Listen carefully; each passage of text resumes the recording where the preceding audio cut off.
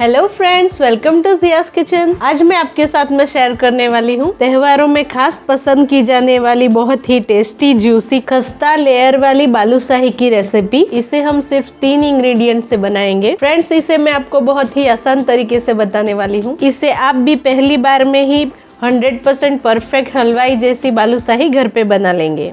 सबसे पहले हम बालूशाही के लिए आटा लगा लेंगे। तो उसके लिए मैं यहाँ पे ले रही हूँ एक बाउल और उस पे रखेंगे एक छन्नी और मैं यहाँ पे 2.5 कप मैदा का यूज कर रही हूँ। और वजन में देखेंगे तो ये 300 ग्राम है। तो मैं आपको कप्स और ग्राम्स दोनों में मेजरमेंट बता रही हूँ, जिससे आपकी बालूशाही एकदम परफेक्ट बनेगी।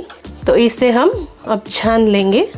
फ्रेंड्स, यहाँ पे आपको ध्यान इस बात का रखना है कि जो भी आप बेसन या मैदे से कुछ भी बनाएं तो उसे आप छान के ही यूज करें, जिससे आप जो भी बनाएंगे उसका टेक्सचर बहुत अच्छा आता है। तो इसलिए हम इसे छान के यूज करेंगे। फ्रेंड्स, आप देख सकते हैं हमने आटे को छान लिया है और एक्स्ट्रा जो भी इसमें बचेगा इसे हम हटा देंगे।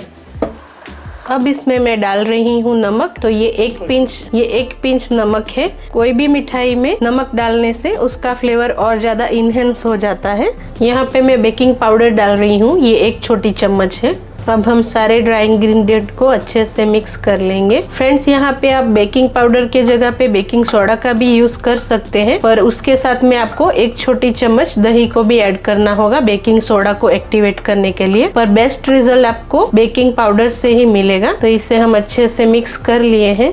अब मैं इसमें ऐड कर रही हूँ घी। ये मेरा आधा कप घी यूज कर रही हूँ मैं। और वजन में देखेंगे तो ये 100 ग्राम है। तो सारा घी हम इसमें ऐड कर लेंगे और इसे हमें हाथों से अच्छे से आटे के साथ में मिक्स कर लेना है। फ्रेंड्स, आप ध्यान रखें, यहाँ पे आपको घी का ही यूज करना है, तेल का नहीं, क्योंकि तेल से कुरकुरापन आता है और हमें खस्ता चाहिए। तो हमें यहाँ पे खस्तेपन के लिए घी का ही यूज करना है। इससे हमारी बालूशाही एकदम बढ़िया खस्ता बनेगी। तो इसे हम आटे के साथ में अच्छे से मिला लेंगे। आप देख सकते हैं फ्रेंड्स, हमारा आटा भी क्रम्बली टेक्सचर का हो गया है और इसकी हल्की सी मुट्ठी भी बन रही है। तो हमारा आटा एकदम परफेक्ट है।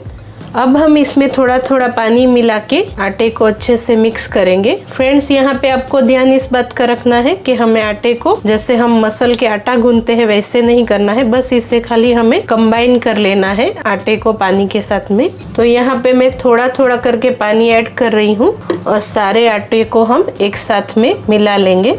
इसे खाली हमें जोड़ना है। तो इसे हम धीरे धीरे करके इकट्ठा कर लेंगे। हम आटे को कंबाइन कर ले, इतना ही पानी हमें यूज करना है। तो यहाँ पे मेरा 300 ग्राम आटे में आधे कप के करीब जितना पानी यूज किया है मैंने।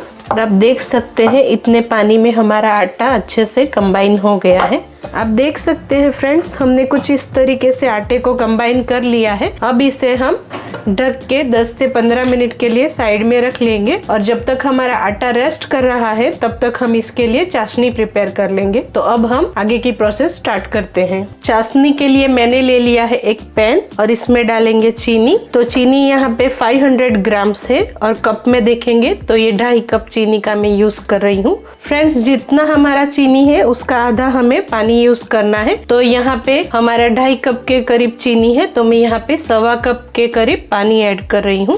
अब हम इसे मीडियम फ्लेम पे चलाते हुए चीनी को अच्छे से मेल्ट कर लेंगे। यहाँ पे हमें चाशनी को चलाते हुए पकाना है। तो हम चम्मच की हेल्प से इसे चलाते रहेंगे। और आप देख सकते हैं फ्रेंड्स, हमारी चीनी पानी में अब अच्छे से घुलने लगी है। तो इसे हम पूरी तरह घुलने देंगे और इसे हमें जब तक पकाना है कि इसमें एक तार की चाशनी बनने लगे। पूरा हमें एक तार नहीं बनाना है। आप देख सकते हैं हमारी चीनी यहाँ पे अच्छे से घुल गई है।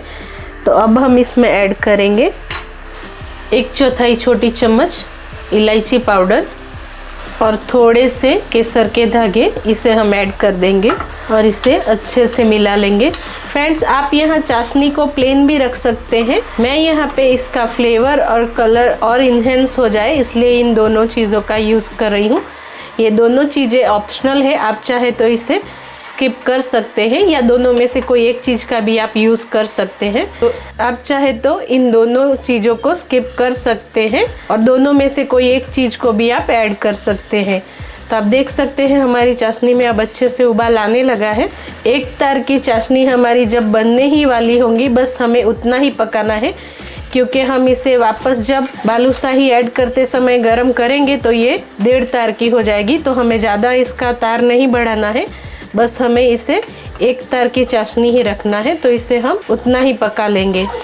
आप देख सकते हैं फ्रेंड्स, हमारी चाशनी यहाँ पे रेडी है और हमारी केसर ने भी उसका कलर अच्छे से चाशनी में छोड़ दिया है। तो हमारी चाशनी में एक अच्छा सा कलर भी आ गया है। अब मैं आपको इसका तार चेक करके बता देती हूँ। तो इसमें से हम थोड़ी सी चाशनी ले लेंगे चम्मच में। अब देख सकते हैं इसमें आपको हल्का तार बनने वाला दिख रहा है। तो इस स्टेज पे हम हमारी चाशनी को गैस से हटा लेंगे।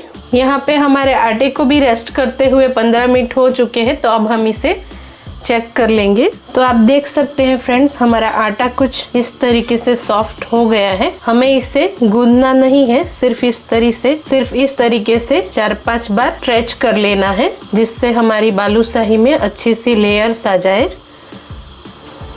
तो आप देख सकते हैं मैं इसे सिर्फ ऐसे खींच के साथ में मिला ले रही हूँ। तो बस हमें अब आटे को और कुछ नहीं करना है। अब इसे हम वापस से बाउल में रख के इसमें से तो हम अब आटे में से एक छोटी सी लोई तोड़ लेंगे।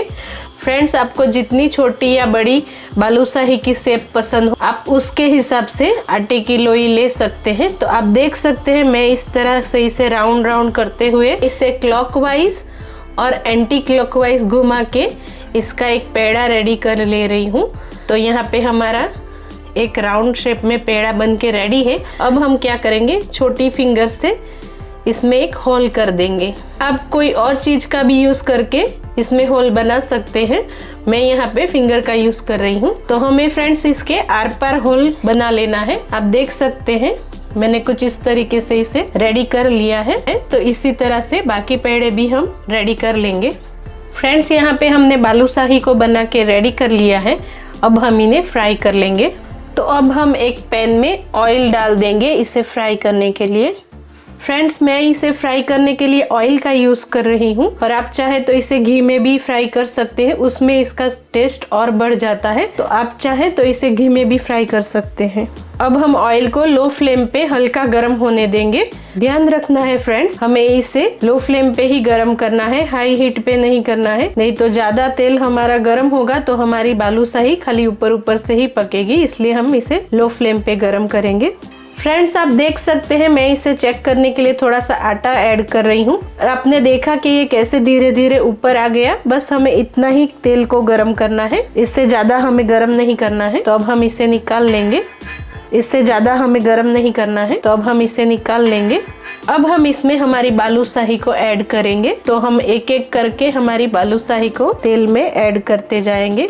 फ्रेंड्स, हमें इस टाइम पे फ्लेम को लो ही रखना है। ये प्रोसेस हमें लो फ्लेम पे ही करनी है। तो जितने आपके कढ़ाई में इजीली आए उतने ही आप इसमें ऐड करें। फ्रेंड्स, हमारी बालूशाही पकने के बाद थोड़ी सी फूल जाएगी, तो उस बात का भी ध्यान रखिए कि आप इसमें ज्यादा बालूशाही ऐड ना करें। और आप देख सकते हैं हमारी बालूशाही भी अब धीरे धीरे ऊपर आ रही है। तो अभी हमें इसे बिल्कुल भी टच नहीं करना है। जब ये पूरी फूल के ऊपर आ जाए फिर थोड़ी देर बाद हम इसे पलटाएंगे। तो इसे हमें ऐसे ही लो फ्लेम पे पकने देना है।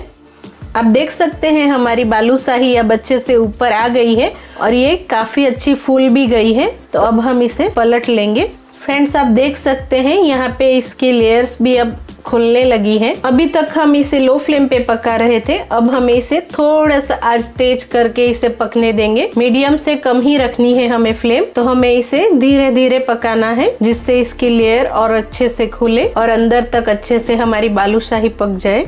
आप देख सकते हैं फ्रेंड्स, हमारी बालूशाही का कलर अब अच्छे से गोल्डन होने लगा है। तो दोनों साइड से हमें इसे अच्छा सा गोल्डन और क्रिस्पी होने तक मीडियम फ्लेम पे पका लेना है। आप देख सकते हैं फ्रेंड्स, हमारी बालूशाही यहाँ पे एकदम अच्छे से गोल्डन और क्रिस्पी हो गई है। तो अब हम इसे चाशनी में ऐड करेंगे। फ्रेंड्स, हमें यहाँ पे ध्यान इस बात का रखना है कि हमें हमारी चाशनी को हल्का गर्म रखना है और हल्की गर्म चाशनी में इसे ऐड करेंगे। आप देख सकते हैं फ्रेंड्स, इसमें बबल आने लगे हैं। इसका मतलब कि हमारी बालूशाही अच्छे से चाशनी को एब्जॉर्ब कर रही है। फ्रेंड्स, हमें इसे चम्मच की हेल्प से चाशनी में अच्छे से डुबा देना है और इसे 4 से 5 मिनट से ज्यादा हमें इसे नहीं सोक करना है। जब हमारी बालूशाही को 4-5 मिनट हो जाए तो अब हम इसे निकाल लेंगे। हमारी हलवाई जैसी परफेक्ट बालूशाही बन के रेडी है। फ्रेंड्स, आप भी इस रेसिपी को एक बार जरूर ट्राई करें। इसे आपने एक बार बनाया तो हर त्योहारों में आप इस मिठाई को जरूर बनाएंगे। रेसिपी अच्छी लगी हो तो मेरे चैनल को लाइक शेयर और सब्सक्राइब जरूर करें। Thank you.